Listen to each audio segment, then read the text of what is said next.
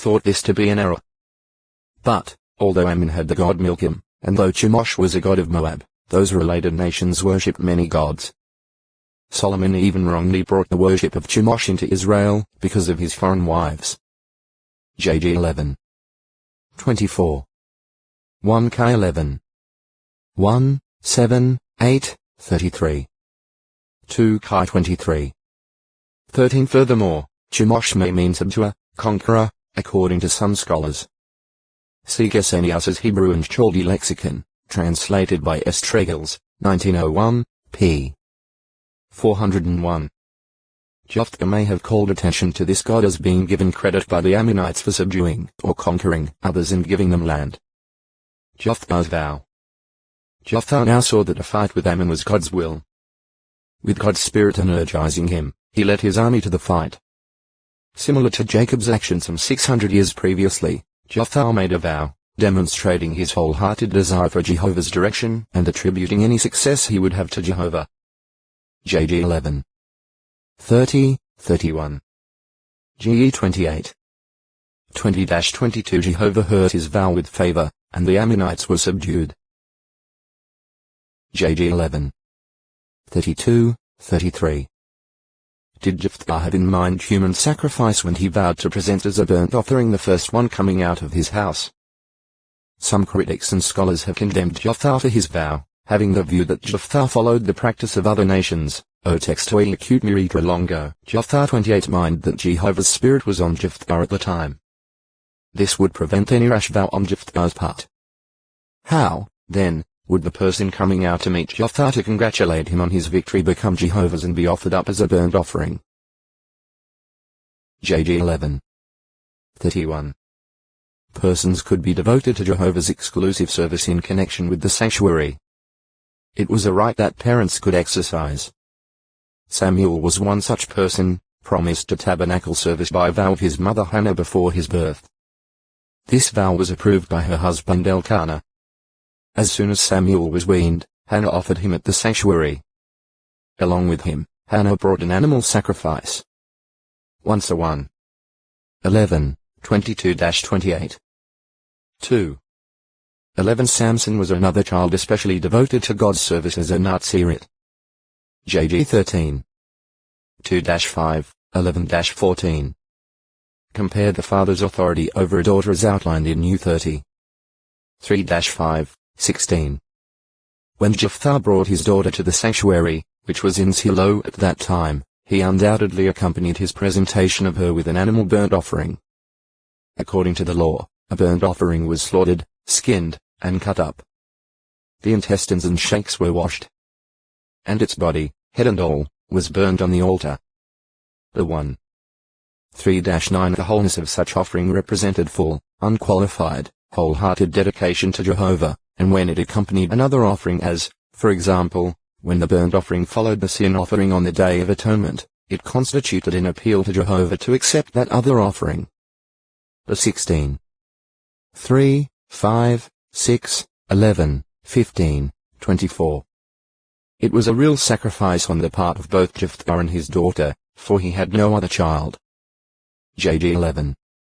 34 Therefore no descendant of his would carry on his name and his inheritance in Israel. Jephthah's daughter was his only hope for this.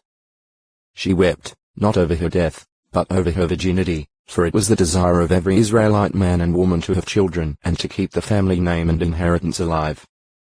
JG 11. 37, 38 Barrenness was a calamity.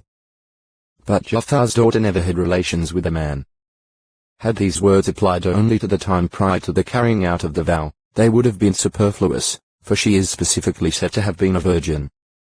That the statement has reference to the fulfilling of the vow is shown in that it follows the expression, he carried out his vow that he had made toward her. Actually, the record is pointing out that also after the vow was carried out she maintained her virginity. JG 11. 39.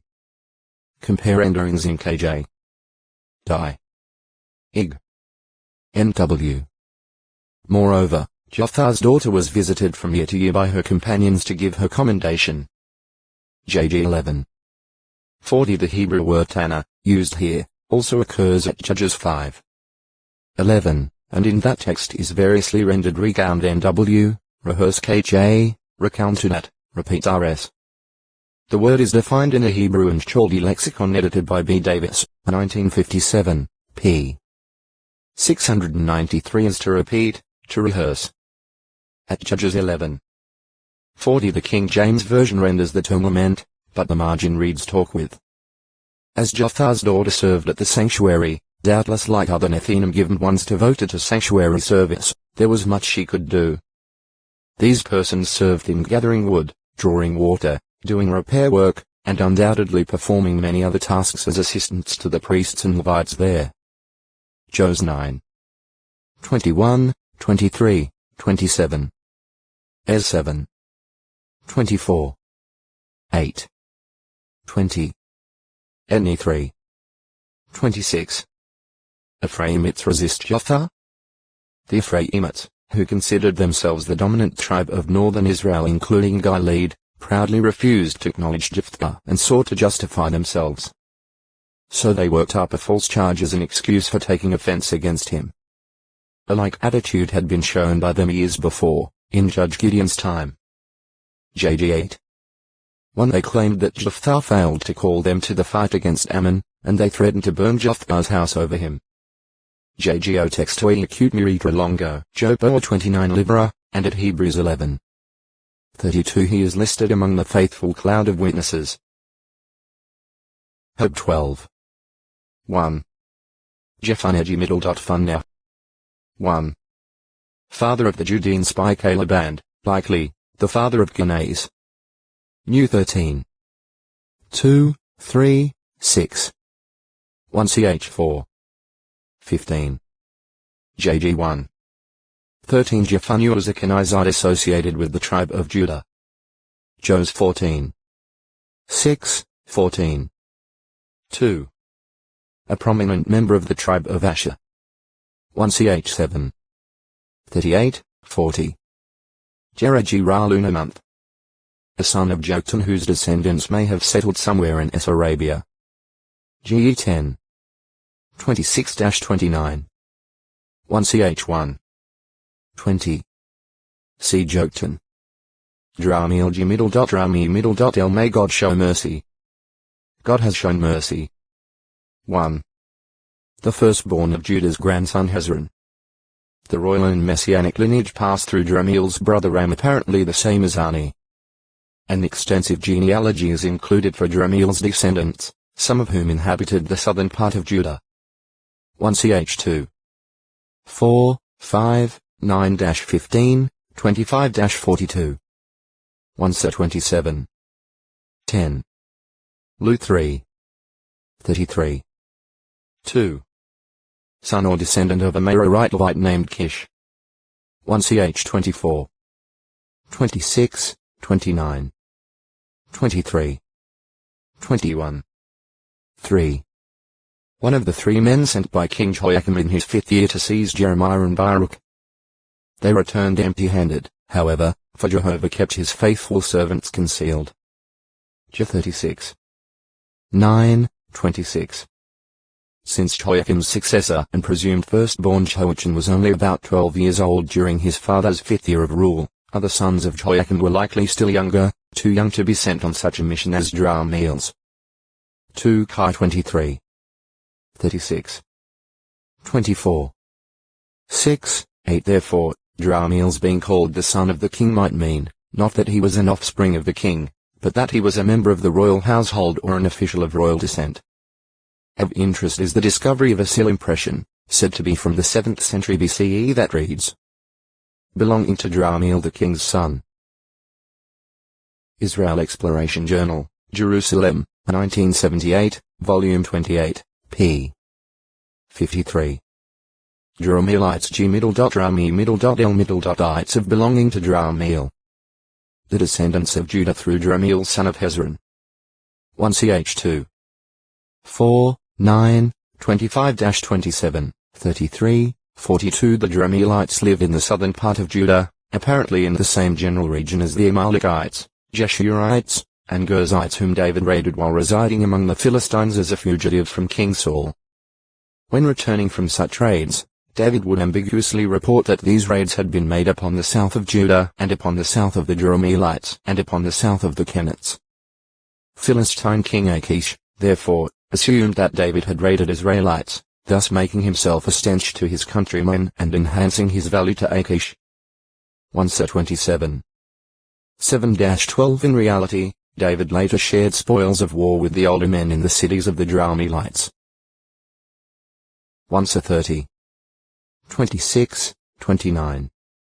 Joboaheb. Akmiddle.bar. The Hebrew word akmiddle.bar, variously rendered mouse, rat, jerboa, and jumping rodent, is understood by many scholars as possibly embracing all varieties of rats, mice, and related animals such as the jerboa. However, the Hebrew and Aramaic lexicon by Kuhler and Baumgartner gives the meaning of the Hebrew term as jerboa. The jerboa is a jumping rodent that somewhat resembles a miniature kangaroo and is still encountered in the arid parts of the Middle East. The desert jerboa jaculus has a body length of from 10 to 15 centimeters 4-6 inches and weighs 50 to 70 grams 1.8-2. 5 Oz. Their ears and eyes are large. The jerboa resembles a miniature kangaroo. Jid 30 The front limbs are short, but the two hind limbs measure about 2/3 of the total head and body length. The tail is the longest part of the animal and terminates in a small brush. This nocturnal animal prefers desert lands, spending the hot day in its underground burrow, but venturing forth during the cooler night to procure food. Although the Arabs inhabiting the Syrian desert used the jerboa for food, it was legally unclean to the Israelites. 11.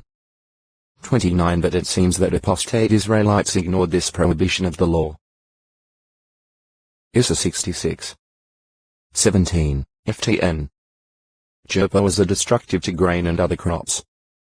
During the time the sacred ark was in the territory of the Philistines, the divinely sent plague of jerboas brought the land to ruin. 1 6. 4, 5, 11, 18. Jadjiread. A descendant of Judah and father of Dor, or of those who settled the town of Dor. 1 Ch 4. 1, 18. See Shroud Beth Joab. Jeremiah Middle. My shortened form of Jemath.